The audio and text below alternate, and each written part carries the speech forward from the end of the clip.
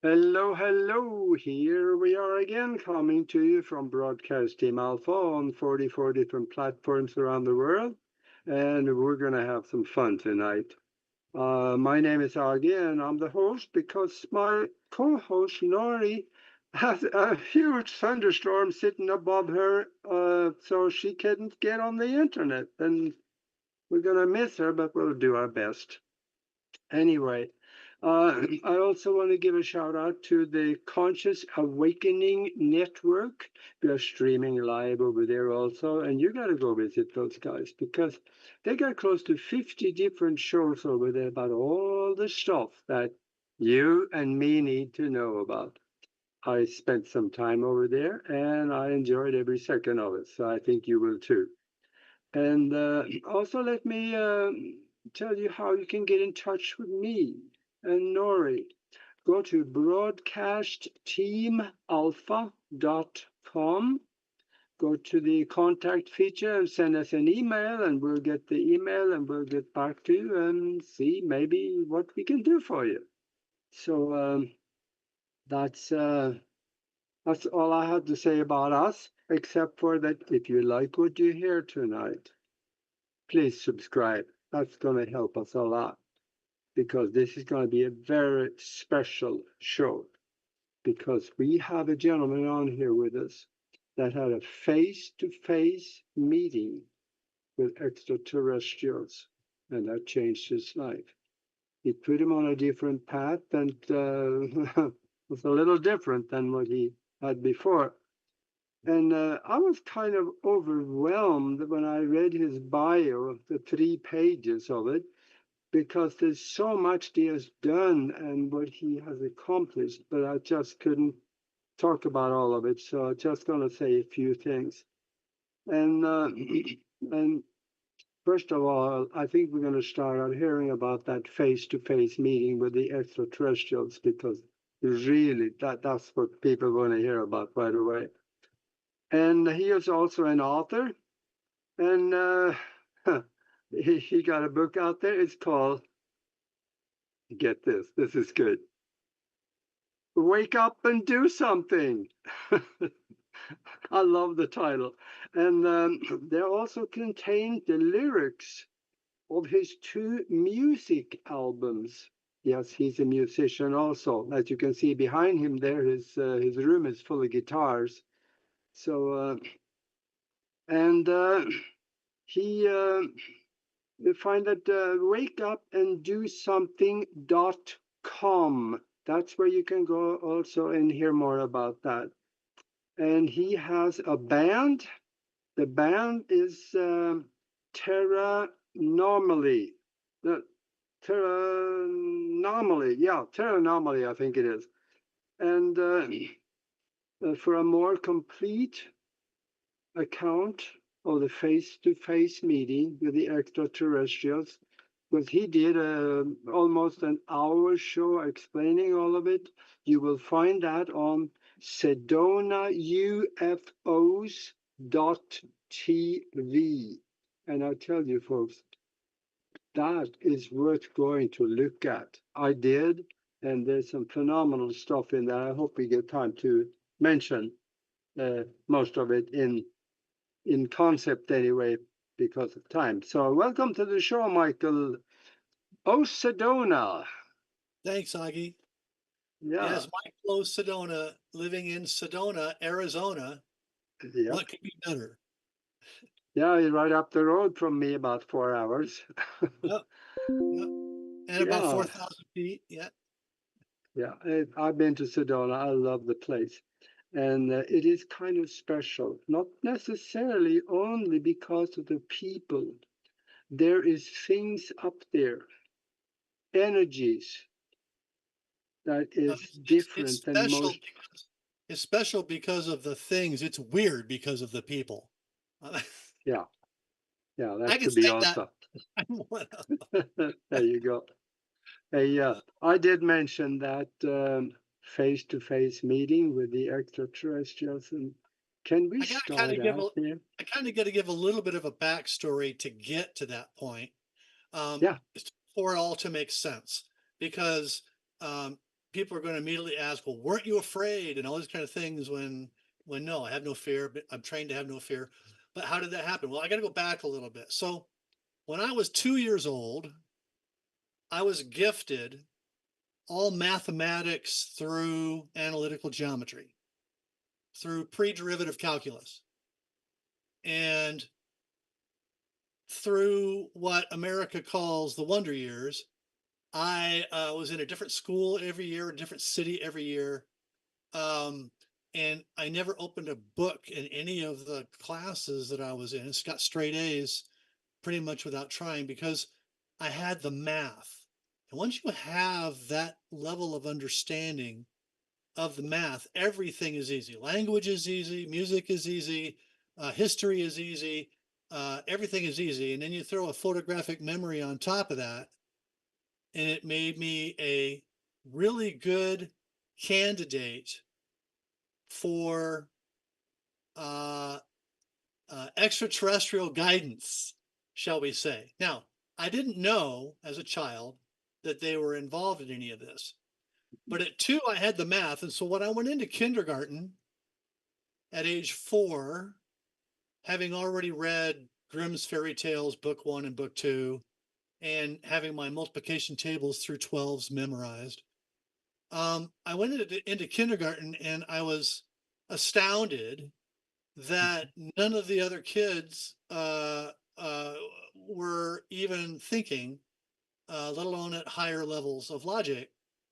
And so I'm trying to teach the kids how to do math, and the kindergarten teacher, she didn't know quite what to do. But as I got older, I realized it wasn't my place to do the teaching. But I had an opportunity in I should mention one other spot in 1966. I was in 3rd grade in Glendale, California, and I woke up 7.5 years old. I woke up with this dream, okay, that gave me about 2.5 billion years of our solar system's history from the celestial level to including and back, and also jumps including what started this verse, which was not a big bang.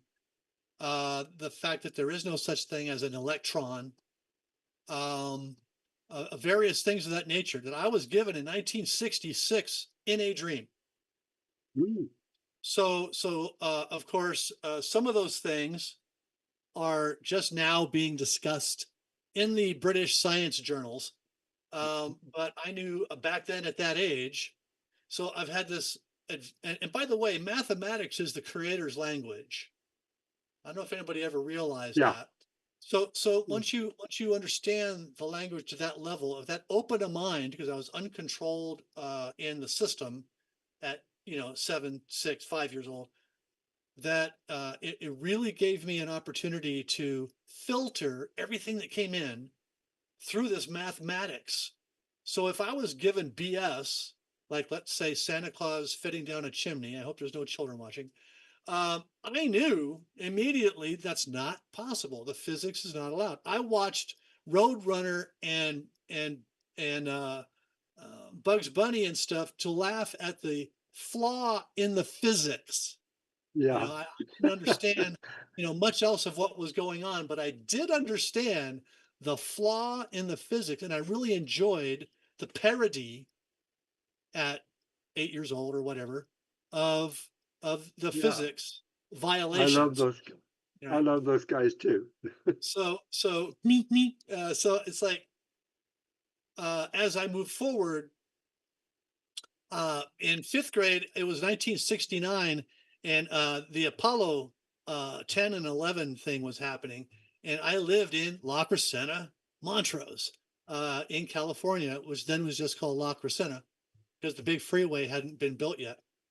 And all those apartment complexes and everything through there were engineers and their families working for JPL and NASA. Now, you've heard of NASA. Never a straight answer. Yeah. Not a space agency. Yeah. So it's a That's a cover, new. Yeah, that's a new one. right? It's a cover up. Anyways, so NASA and JPL groups were there, And I'm going to school at Lockyer Center Grade School at the time, and finished 5th grade and 6th grade because I could go at my own speed with the curriculum that they had. And UCLA was there to recruit me at the end of 5th grade. I was 11 years old. And this was something that my stepfather, who was the president of Peruvian Airlines at the time, very much aware of all the stuff in Peru and all the real history, not the revised history and all that. He went, this doesn't smell right. And we left California and came to Arizona. And that's where I've been ever since. And I graduated early, tore up 2 free boat scholarships to major universities, and ended up doing my best to stay away from the military because I play every instrument. I've had rock bands since I was 14 years old, and I want to have I wanted to have that kind of life. So I ran away from home at 17 to make cool rock bands in Phoenix, and had one, by the way. Anybody in Phoenix in let's say 1980, 81, 82 might remember the band Seal. That was a arena rock band before the black guy ever was heard of. And there was 6 of us in the band, and we played some major shows through the Phoenix area, but we didn't get that record deal we were all looking for. And so I had to get a job. When I cuss, I usually spell the word. So I had to get a job. So I went to this place that tests you to see what, kind of industry they can place you in, and then they get a fee for placing you. And they put me right smack dab in government electronics division of the major electronics company in the Valley at the time. I'm not going to mention their name. I'm not going to give them a free plug. But I was put there and immediately had a secret and a top secret clearance, and was 19 years old. And I found myself working on missile systems and satellite systems, and then re-engineering things, but I don't have a degree. So that's not supposed to be possible, but I'm re-engineering their drawings for them and saving them scads of money, which they had to pay me a percentage of. So they promoted me. So it was my job description. So they didn't have to give me those bonuses anymore, which was great because I got into what I wanted to do, which was high-end RF missile system level engineering and technology. And everything that hangs on an F-14 Tomcat, from the Harm to the Phoenix to the AUG-9 weapon system itself, I worked on all that stuff. And I was 22, 23 years old, and teaching the Oakleaf boys over at Pendleton how to use the stuff I invented, which was my hair's down to the middle of my back. I got a rock band in Phoenix, but it's like my day job is a missile and satellite systems engineer. I'm both hardware and software. I ended up getting my degree in 1990 in software engineering, computer science, software engineering in 17 months, summa cum laude. And then I decided to retire. So by retiring, I had to free myself of the karma of making all of this missile, satellite, anti-tank weapon, all this other kind of stuff that I was using and doing with this company. And I went into children's education and became a 3D animator through Macromedia in less than 6 months. And then about 2 years later, became an Apple developer. So I'm concurrently I'm a Macromedia and an Apple developer, building software that included, by the way, the Element 115 3D animated alien drummer. Okay, if you look up Element 115, the band, I made this using the software that was through Macromedia that allowed us to have on stage a 3D animated alien drummer that accurately hit every drum and cymbal on every song. But before that, stepping back, so 1990, I leave the company and start getting into children's education and that kind of stuff, doing CD-ROMs and CDI and DVD. And then was asked in about 98 to join this group called the Inner Circle. And the Inner Circle was our whole reason for being was to uncover cover-ups. Mm. So Carla and I, my wife and I, we became the 16th and 17th members and final members of the inner circle. And we discovered Kincaid's Cave at the Grand Canyon, located exactly where it was, all that kind of stuff. They didn't like it. They Mhm. chased us away with an invisible helicopter in 2000. We discovered Turret Mountain, which is a weather weapon north of Phoenix. I put chemtrails on talk radio in 1999 or 2000, and they really didn't like that, and the CIA threatened our lives. But I immediately put it on television and T-shirts and websites and flash Yeah, animation shows, and I mean everything that I could, so people could yeah, become aware yeah. of chemtrails. And as a person who grew up in an airline family, I know exactly what chemtrails are. Mm. Then then weird things after we started uncovering this stuff, weird things started happening in our house. And Yeah. so Yeah. a ball of Can light can through our bedroom. Go ahead. can I ask you a question? Because you, Yes. before we get to the alien or the extraterrestrial part, you mentioned element 115. Were Yes. you able to keep that stable for more than a split second? Okay. Element 115 was the name of our band. Oh, the band.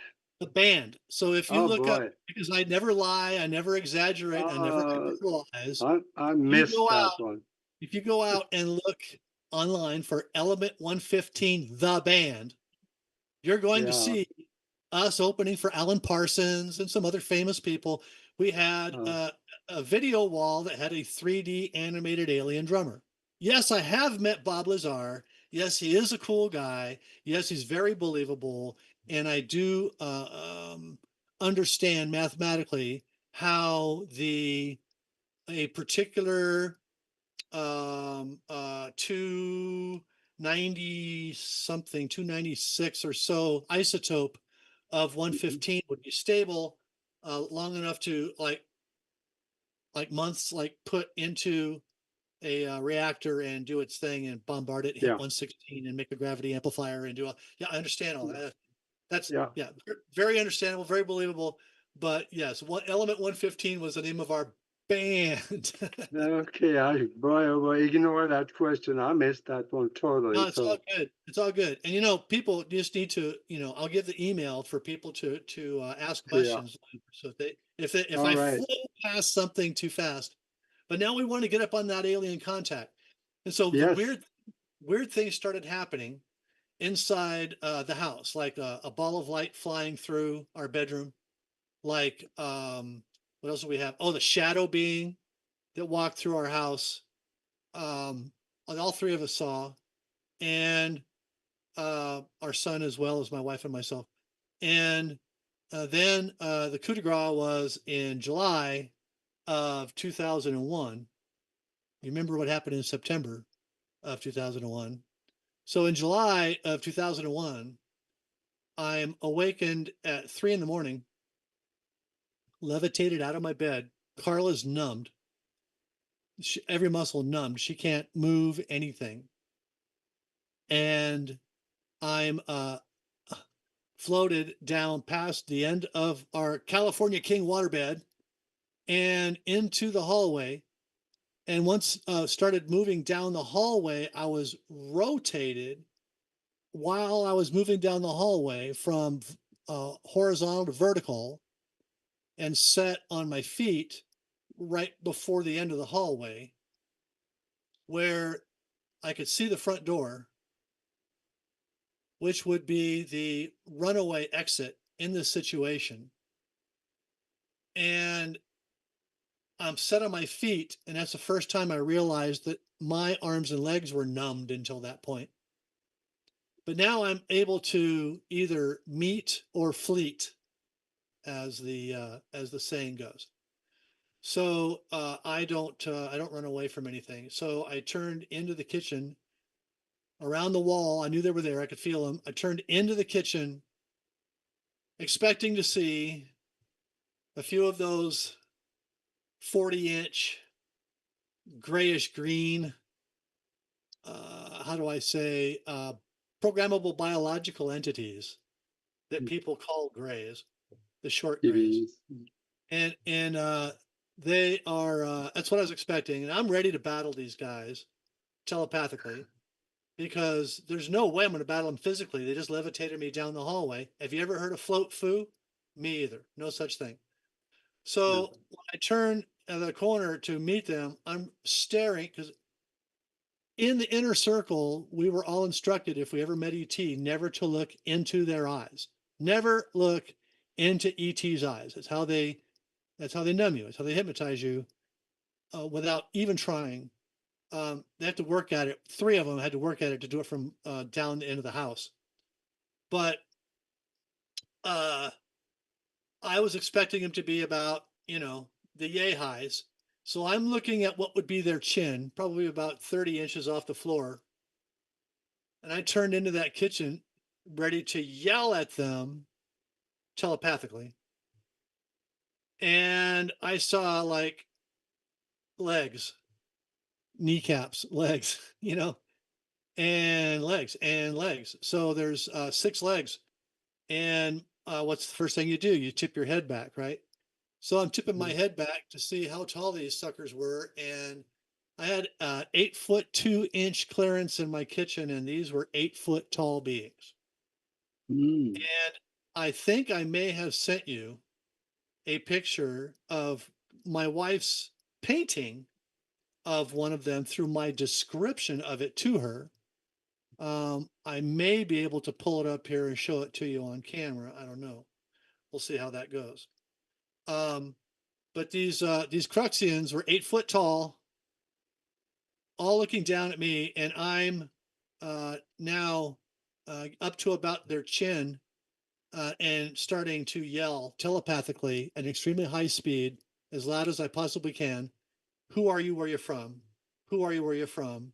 Who are you? Where you're from? Only it's really fast because you can think at orders of magnitude faster than you can speak. And I'm really good with my mind. I use it all the time, as you can imagine.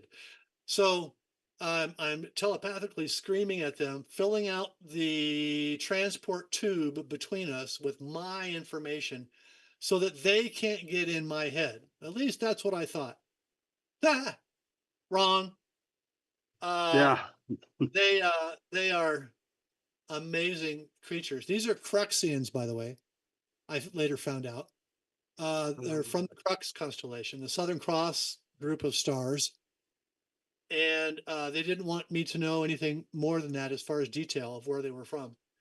Their mission was to give me information, to give you, to give mankind, to give 7,000 people. Because what they did was they contacted 1 million Earth humans between 2000 and 2002 and gave them information that each of us is supposed to give 7,000 people, because back then 7 billion was the magic number.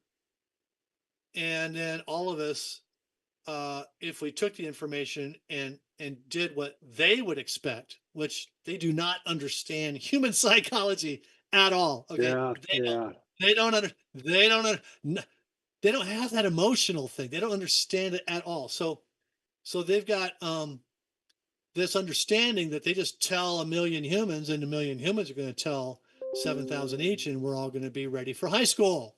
That's what I Yeah. call all of us playing up for the watchers out there. High school is what I call playing up in the space faring species community. Okay, Mm-hmm. like the 7 space stations that are around the Earth and the 100 different species that we're interacting with from our local star cluster up there.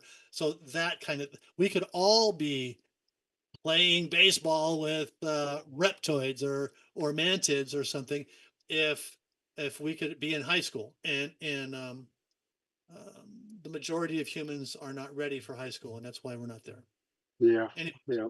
so the meeting with the ETs gave me, I don't want to give away, I want people to watch the video, get all the details, but I'll answer questions. But anyways, so the meeting with those ETs, when I started telepathically yelling at them, they numbed my brain.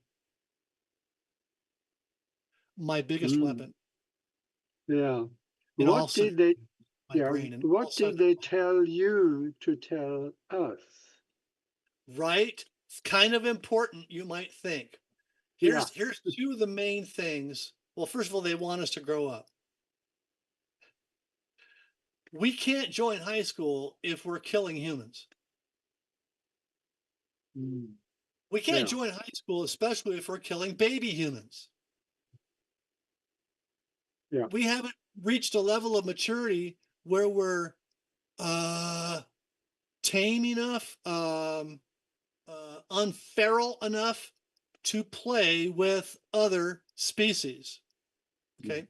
So, and that, by the way, was a decision that was last made March 13th, 1997, officially made by the Planetary Consortium. So that Phoenix Lights, it was called, that was 42 different craft meeting at South Mountain in Phoenix, which is really Sierra Estrella, for those of you who speak Spanish. And that meeting was the last deciding meeting for whether or not humans are ready to join high school en masse. And of course, it was decided that we weren't, and it's a darn good thing because we aren't. The people who are up there are already abusing some humans and stuff at length. And so we have problems here on Earth. We also have problems on Mars. We also have problems on space colonies. That it's inherent in the human because of the human's inability to see the mathematics, to understand what it is they're really doing and the side effects of what they're doing. You have a question. I can hear it in your head, so go ahead. Yeah. What else did they tell you? Okay. So number two most important thing. I think I feel this popping out of my ear over here. Number two most important thing. Sorry about that. That ET said for us to all understand is there's no such thing as a benevolent species. There's no such thing as a malevolent species. I hope you can catch that nuance. There's no such thing as a benevolent species, no such thing as a malevolent species. That means taking every individual as an aggregate and then establishing that for the species. Are they malevolent or benevolent? They're neither. There's examples of good and bad in everything, okay, every attitude. I've healed animals, horses, dogs, cats, iguana, I mean, all kinds of things that I've worked on. And there's individuals who are good in that they know you're there to help them and want you to help them. And then bad, like no matter what you try to do to convince them that you're there to help them, they fight you and are angry. So it's kind of the bifurcation in reality of the humanity that's going on right now. And yes, you can quote me on that because that's lyrics in one of my songs. The other thing, major important thing that is number one that ET communicated and what I'm supposed to tell everyone else is this, and that is, you're here, yes, even you are here to do for others. Yes, do for others. Now, thinking about others is great. Praying for others is great. All for it. It's an awesome thing. But we're here because we are in this 3D space. We are here to do for others, not be of service at all. We're not supposed to have servants. We're not supposed to have slaves. We're not supposed to have employees. We're not supposed to have any of that. I hope we learn to grow out of that. We're supposed to have the desire inherent in the individual as it goes through its pretend life that it wants to help somebody. And so if you set that up as a premise, as a foundation, this verse is mathematically set up to present you with an opportunity to do, guess what? Help somebody.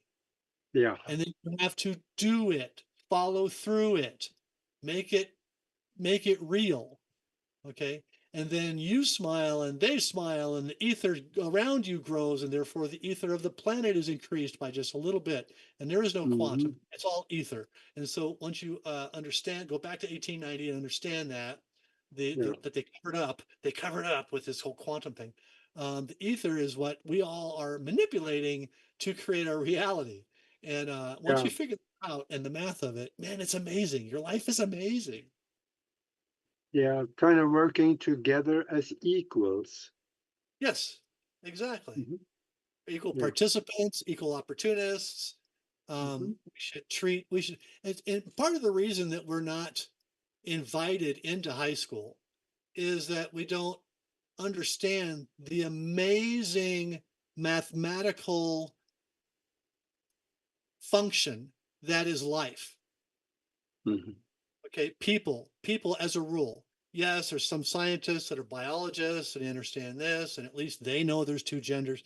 But there's the general public don't even have a basic understanding of the science slash math that they are surrounding themselves in. And then in today's world, with the blue screen generation, now generations, they don't even see the trees and the mountains and the stuff around them. They only see the blue screen on their Mm-hmm. device. Yeah. And that's another thing that's drawing us away from high school, by the way.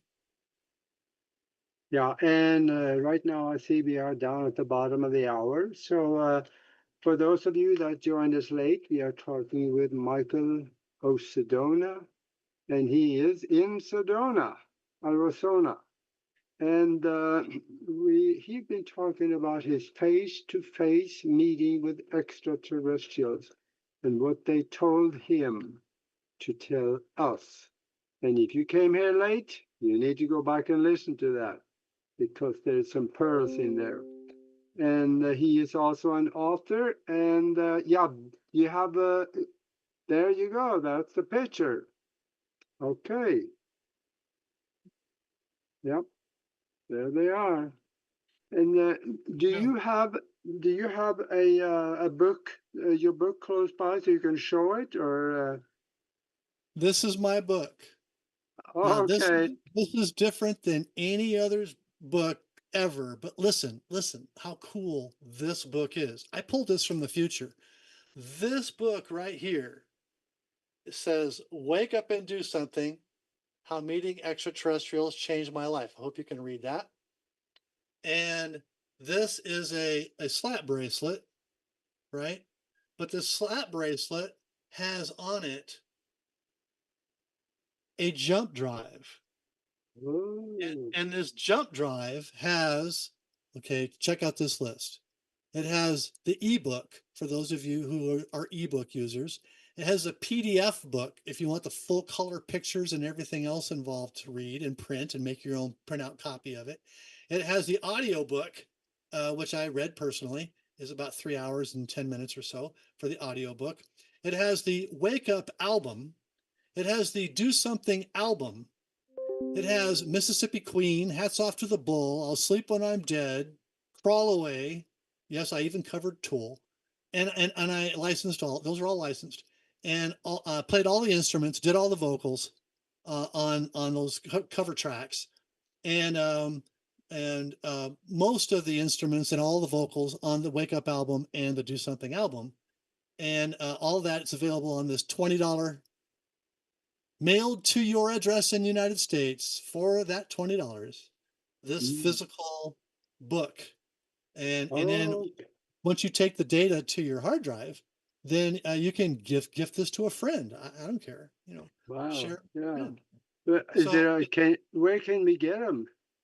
wakeupanddo something.com. Okay. So There right you there, go. just real easy. It's a PayPal thing, Right. use your credit card, wakeupanddo something.com. Thank you for letting me. The book has great information. It has a picture of. I wish I had it with me right now. It has a picture of me as Benjamin Franklin and as me, because I was Benjamin Franklin in a prior life. That's in the book. Also, I talk about the chemtrails situation. including the aluminum oxide, barium titanate, and strontium components and things. I talk about lucid dreams that I had when I was a teenager. Once I met ET, by the way, no more dreams. I've had no Yeah. dreams in 25 years. Um, I've had a scene or a picture or a name maybe 10 times in the last 20 years when I wake Oh, up. But that's it. No dreaming anymore. yeah. I Now might be you, I might be being used while I'm asleep, but I don't know. yeah, you do something other also really interesting. You are in Sedona and you take people out into the wilderness out there outside of Sedona at night with a night vision goggles, and you see some stuff up in the sky. It's Tell even us better. what, It's yeah, even tell us better than about that. I don't even have to take you to the boonies. I rent my spot on top of Airport Mesa. So the highest place around with the Hmm. clearest view around is mine. And that's where I take people to utilize uh, usually an ATN PVS-7 third generation current military ground troop issue US, not for export night vision goggle, so that they can enjoy part of our $100 trillion space program that almost nobody talks about.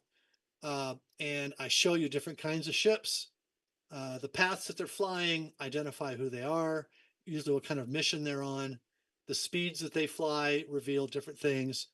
So we see satellites. Yes, we see satellites. Communication satellites fly polar paths. Weather satellites go from west to east. Anything else that we can see without magnification, and we don't have magnification, just the night vision, light amplification, we can only see spaceship size objects out to about 1,000 miles. So the stuff that we're seeing is under 1,000 miles. And so when we see the diagonal to the cardinal going out, at 45 northeast perfect, and they're increasing in speed and then getting lighter and lighter. Those are not satellites. Those are shuttle ships that go back and forth to the space stations that I spoke about earlier. So yeah, we see all kinds of stuff. But you want to hear about the coolest thing? Coolest thing we ever saw?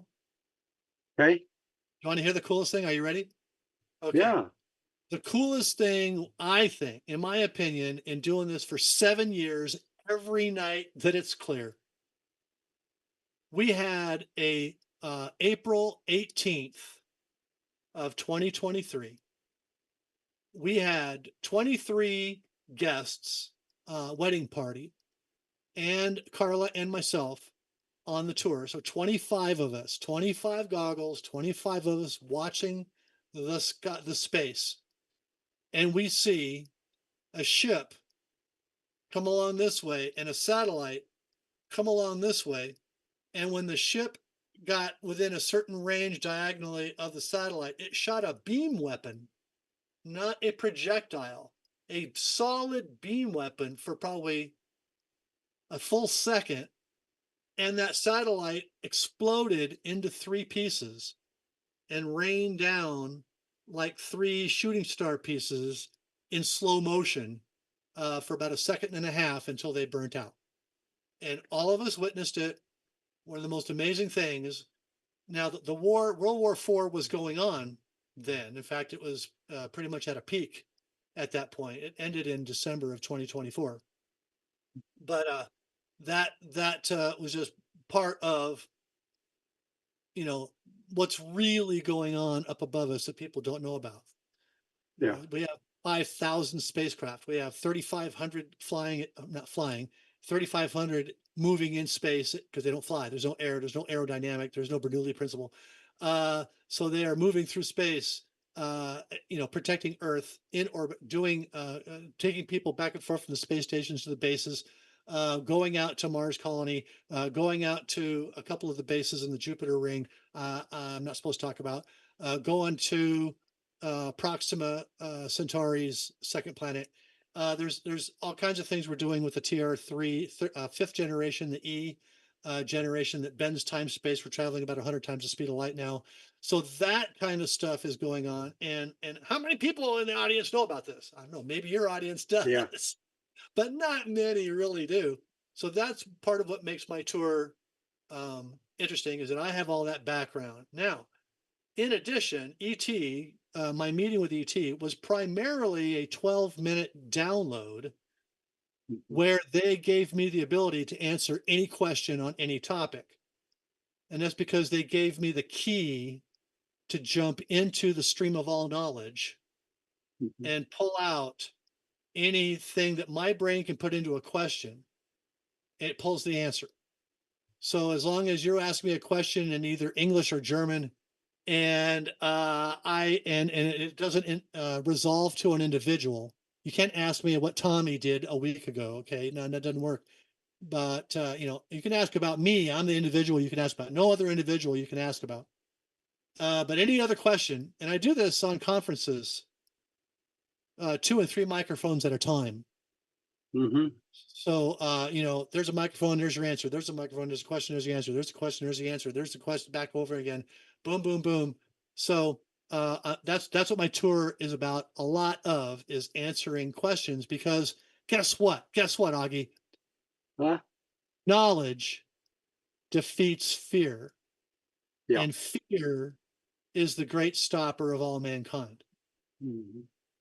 So That's right. if you can have the knowledge that defeats the fear, then there's no stopping you from reaching your ultimate potential. That's why I'm here. That's what I Yeah. try to do. Give you that knowledge so that you make that jump. You mentioned that we were traveling to other planets and Proxima. Now, for those out there that say, yeah, sure you are, but no.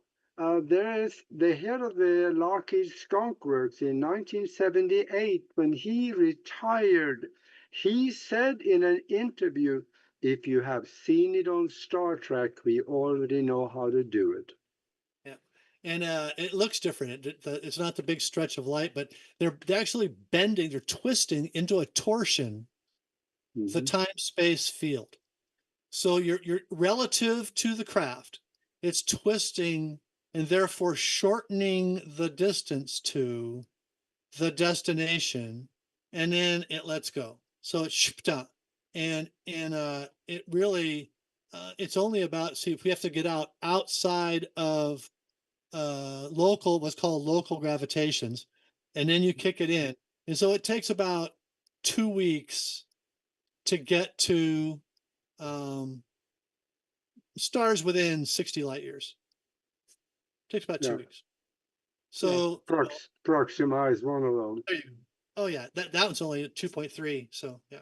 Yeah, that's amazing. But on the tours at night from Sedona, how would people be able to participate in that? Where do they go to contact you? Oh, it's real simple. You just go to ArizonaUFOtours.com, and there's only one button right there on the front page. You click on that, it takes you right to the scheduling software. You put in your Hmm. name, number of people, your email address, your phone number in case we have to cancel because of desert weather. It can change in an hour. And what tour you're taking, because I have an evening tour, I have a pre-dawn tour, I have a custom personal tour where I come to you at your Airbnb. I have a lunch where you can just talk to me as a contactee. There's several different kinds of things that you can interface with me on, and you make it right. I don't take money online unless you're doing a personal tour that takes up the whole day. It's all yours, and nobody else can do anything with me. So that requires a deposit of $250, which is refundable. But it's that's all I can. I try to keep it as easy as possible. I don't take money online for tours in general, and that way you don't have to wait for refunds if it has to cancel. I do ask Yeah, that people, things have changed a lot in the last 40 years. I do ask that people, if you do make a reservation, even though I don't take money, please treat it like a reservation. So if you're going to cancel, please let me know, yeah, by email, which is given to you, or phone, please let me know that you can't make it, just as a Hmm. courtesy. I really appreciate that. So No, I take silver, by the way. I take 999 fine 1 ounce silver. I take let's see, I take Zelle and PayPal, but cash has a 20% discount, so that's pretty good. you mentioned that you could answer questions when you observed us supposedly going to the moon in 1969. If you look at the science behind doing that, going there is one thing, but we have two major obstructions that I have not gotten around, and that is the Van Allen belt and the fuel in the lander on the moon could not reach back into orbit. What would you say about those two things? I would say, what about air conditioning packs trying to disseminate heat into a vacuum? I mean, there's all kinds of science that shows that what they showed us did not happen. But are Yeah. you ready? I was there in 1969 in La Crescenta, California. NASA came to our school and did a thing in the auditorium with the spacesuit. I mean, I was there. I was embedded in the energy. This is important to know because of who I am. I was embedded into the energy of the space program, just like 2 years earlier, I was 5 miles from the corner of Haight and Ashbury in Tiburon, California in 1967 when the music movement started and I started playing guitar. And so it's like these energy submersions that I was put into in my life all ended up contributing to what I am now. And I'm grateful for those things. So here's what happened. If I can quote Monk, here's what happened. So the United States first landed on the moon in 1952. Yeah. I thought it was 53. Germany first landed on the moon in 1942. Yep. All right. So now that we've got that out of the way, do you really think that if we're going to go back to the moon, if we wanted to kind of make it look like our astronauts are going to the moon, wouldn't it make sense to create some kind of a cheap local imitation of something that people could swallow and then put them into a real spaceship that you're not allowed to show us and take them to the moon in that? Does that not make more sense? Of course it does. Yep. The flimsy gold armed things on the lunar module, give me a break. And the spring that supposedly, separated the ascent module with that teeny bit of pulse along with it. The moon is 1/6 the gravity, not 1/600th the gravity. So that means you've got to approach some, I don't know how to do this in kilometers, some 2,500 miles per hour to escape lunar gravity. And that thing wasn't going to do it, folks. It wasn't going to do it. So could they have dropped LMs on the moon and dropped cars? Oh, by the way, in that car is sitting on one side. How do you ballast that? Yeah. In your thrusting and stuff. You've got to be kidding me. So, there's all kinds of things that weren't true, but they did go. So the astronauts went, they just didn't go in Apollo. And so, yes, they launched command modules in LEO. And by the way, you get around the Van Allen belt by going out the poles, buddy. There's virtually no Van Allen belt at the poles.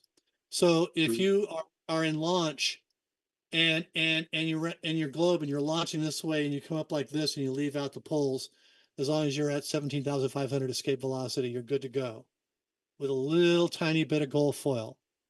Okay. All right. You don't need lead, just a little gold foil, and that will, or equivalent by way of anti-gravity shielding, of course, plasma manipulation around you. That will Yeah. certainly do it. because you're neutralizing whatever it is with the plasma. But And I'm talking. let's take it back to the Germans in 1942 going to Yeah, the moon.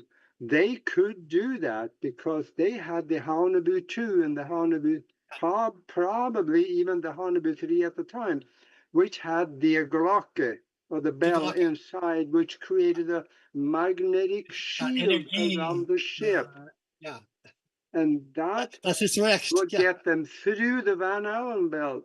But what about our astronaut did not have the Glocke? that well, they did in what they went in. They didn't in what they showed you. There you They went go. to the moon. They Now I'm went to with the you. moon. Look, please understand. Aldrin and Armstrong went to the moon, and it messed them up because they couldn't tell you how they really went to the moon, and that Yeah. whole spacesuit thing they were wearing was Bravo Sierra, and that the whole uh, lunar module thing was Bravo Sierra in a California desert. Look, um, they went in real spacecraft, and when they landed, they got the middle finger and were told not to come back. Yeah. That's what I heard. But Apollo 12 was already on its way, economically, schedule wise, And when they got there, they were told with a bigger middle finger, do not come back. Now, Apollo 13, while it didn't really have, the Apollo hardware going to the moon, they did have our real spaceship, our real 1950s interplanetary spaceship going to the moon, and it got shot. And they had to turn around and come back. And here's the thing. Right after that, a contract was developed so that we could get 4,000 square feet on the backside of the moon and take over an old Nazi lab for reals without Yeah. having to always defend it and rent it for reals. But it cost us some human lives and some things in the process to get that. But they really wanted the breakaway Earth controllers really wanted that ability to have that backside of the moon base to block the radio transmissions of Earth when they're doing space communications at all. Yeah. I've seen pictures of it. Yeah, yeah, the Yes. box Yeah. with the arms, with the swastika arms, or without the swastika arms. Yeah. Yeah, Yeah, that's in the Schrodinger crater. So if you write to NASA and have them send you a picture of the Schrodinger crater, from what I understand now, is that that's where the swastika building is. But you can see the rough surface all the way around, except for one spot where everything is smooth. smooth. Yeah, they love that And smoothing tool in Photoshop, don't they? it's smudged out. Yeah, yeah. So they're That's covering why it. But NASA uh, never a straight answer. yeah, we have a picture on our website, broadcastteamalpha.com, of the building, the original building the Germans found and fell in love with and started rebuilding part of it. It's a Yep, very large building, over a mile long, but yep, it's formed as a swastika. yep. They put the wings on it. Love Yep. you brought that up. Well, I'm just here to probably corroborate a lot of stuff you already know. Give me a Yeah, question. yeah. Go Wow. ahead. Give me a question. Any question you want. Oh well, Got gosh, 5 minutes left. we got 5 minutes left here. What other important thing would you think people need to know right now?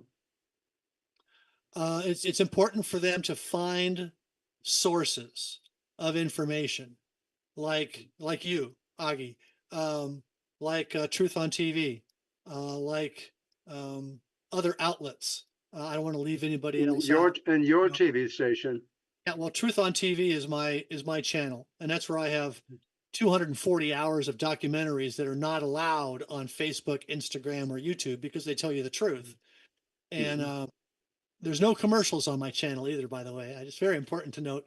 No matter where you go, there's commercials, but on my channel, there's no commercials. It does cost you $49 a year, but but and when your brain gets really tired of going down and stretched and everything from going down those rabbit holes, I've got 2 years of Get Smart, The Lucy Show, Rocky and Bullwinkle, F Troop.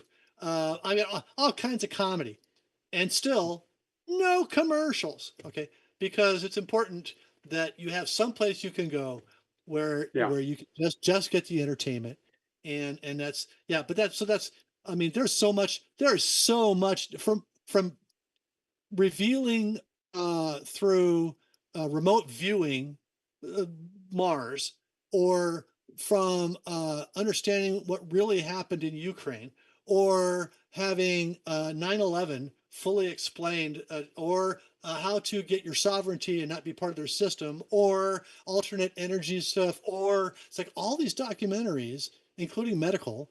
I beat Yeah. stage 4 cancer in 7 months. It was metastasized throughout my bones. They told me to get my affairs together. I haven't had a marker of cancer in my blood for over a year. Um, this is, all this information is on like my channel, but it's also on other places. If you know how to use a search Yeah. engine, let me just close with this. Google is not a search engine. Okay. Google Yeah. is Alphabet Inc., as in CIA, as in NSA, as in 3-letter alphabet agencies. Google is owned by Alphabet Inc., and its purpose is to give you their version of what they want you to believe is reality, and for you to give them all your reality. See, and that's trick. That's a trick. Don't fall for it. There is Mm. one search engine that I know of that is not owned by them, and that's called Yandex. Yeah. Yandex.com. It's out of Russia, but it's not run by Alphabet Inc. And so, it's amazing when you search things the differences you'll get. Try it between Google and Yandex. Yeah. Mention Really, that name again and how people can find that search engine out of Russia that don't exclude anything. it's Yandex. Yandex. Yandex.com. Make that your Okay. default search engine in your browser. Just as my recommendation. I'm not telling you what to do. That's what I did. And I Mhm. like the results so much better. It doesn't start with ABC News, Salon, New York Times, all this on Yeah. results. Which, if you're watching this show, it's all Bravo Sierra. Yeah. What you want the truth, why not throw away the first 2 pages automatically of their BS by using Yandex? I do not get Yeah. paid. I am not, I'm not, have no commercial interaction with Yandex, but I just Yeah. want you all to be able to get the information that you deserve. Yeah. We got 3 minutes left, but I Three just got minutes. one little question left. All right, I'm ready. When will the average Joe Blow and Harry Ho handle? When will they have disclosure? Do you think? How do you think that could unfold for When them? they wake up and move out of the woke version of reality and into the awakened version of reality. In the awakened version of reality, there are no networks. There are no television networks any more than you would listen to the town liar and expect to get the truth. Um, you have to, so the general public, as long as they remain dumb to the fact that reality is not given in legacy media, that your answer is never. Okay. So, but the masses are moving. I saw a poll recently that showed 7.5% of people believe what they see on network TV. So Yeah. we're winning. We're winning. I know people are subscribing to my channel all the time. So we're winning. We're pulling people away, from the Yeah. mainstream. And so everybody know. My question would be back to you. What point would you consider that we've statistically become aware? Is it at 1 sigma? Is it 66% of the people? Is it at 75% of the people? Is it at 88.7% of the people? What do you consider where the general public has exposure? And then I might be able to give you a more specific answer. I'm if it was the way I look at it, I would say probably around 20% of the people are pretty awake or more. And another 30% are the ones that say, yeah, I can accept it, but I would like to know more. Okay, well, That's I how would say to me, my number is 66%. So really. if 66% of the population understands that this didn't go to the moon, Yeah. but something did, and something has been hidden from you for 50 years, then then at that point they're ready for disclosure. And I think Yeah. that Aage, I think that we're getting pretty darn close. It's going to be fun. I think it's pretty darn close. And I get people on the tour. It's funny because I'll get like 8 people on a tour. One of them will be a real skeptic, and 5 of them will be very aware.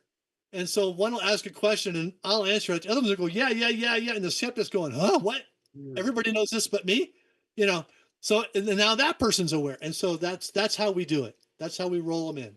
We don't yell in their face. We just share the Yeah. information in their Yeah. space.